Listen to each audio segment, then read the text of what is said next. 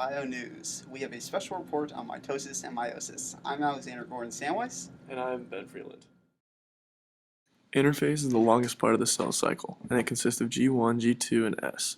G1 and G2 are for growth and normal cell function, and S is for DNA synthesis. After G2, mitosis starts.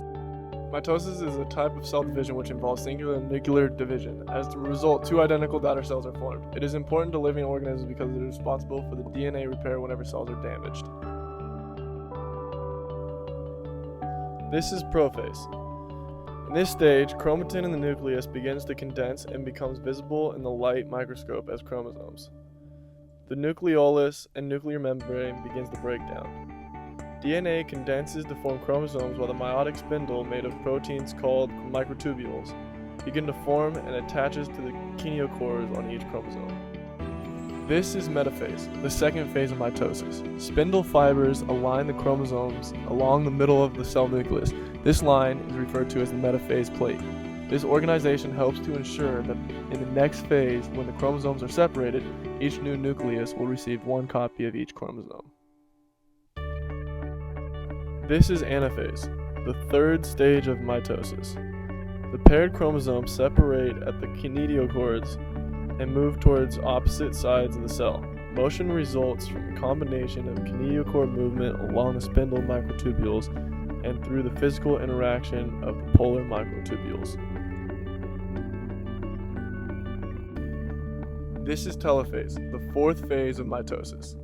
The chromatids, now called chromosomes, reach the poles of the cell as the unattached microtubules continue to elongate.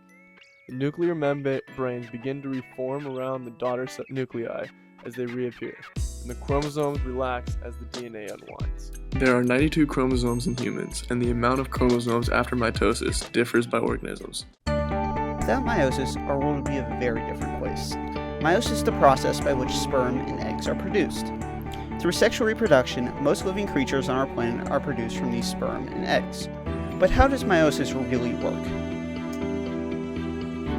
Meiosis is split into two separate phases, meiosis 1 and meiosis 2. Meiosis 1 splits the cell into two haploid daughter cells with half the amount of chromosomes, while in meiosis 2, these two daughter cells split into four genetically distinct haploid daughter cells. In prophase 1, chromosomes condense and attach to the nuclear envelope, and synapse as well as crossing over occur. Synapse is when paired homologs become connected, while crossing over is the exchange of DNA segments between the homologs during synapse. Then the chromosomes thicken and detach themselves from the nuclear envelope, which then breaks down. The chromosomes begin to move towards the metaphase 1 plate. From there, in metaphase 1, the paired homologs line up on the metaphase plate in the middle, with the chromosomes or sister chromatids facing opposite poles. The kinetochores of each sister chromatid in each homolog is attached to the microtubules. Then, in anaphase 1, the proteins break down that keep the two sister chromatids attached to each other. The spindle apparatus then guides each homolog to opposite poles. The sister chromatids move towards each pole, and not each individual chromosome, due to the cohesion at the centromere. In the last stage of meiosis 1, or telophase 1, each half of the cell has a haploid set of chromosomes, which have been duplicated. Each chromosome is comprised of two sister chromatids, which have non-sister chromatid DNA in them as well.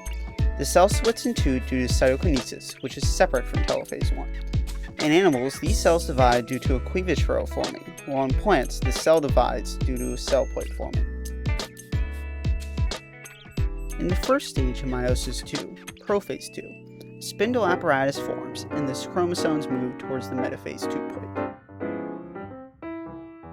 Then, in metaphase 2, the chromosomes are positioned at the metaphase 2 plate, and the kinetochores attached to the microtubules.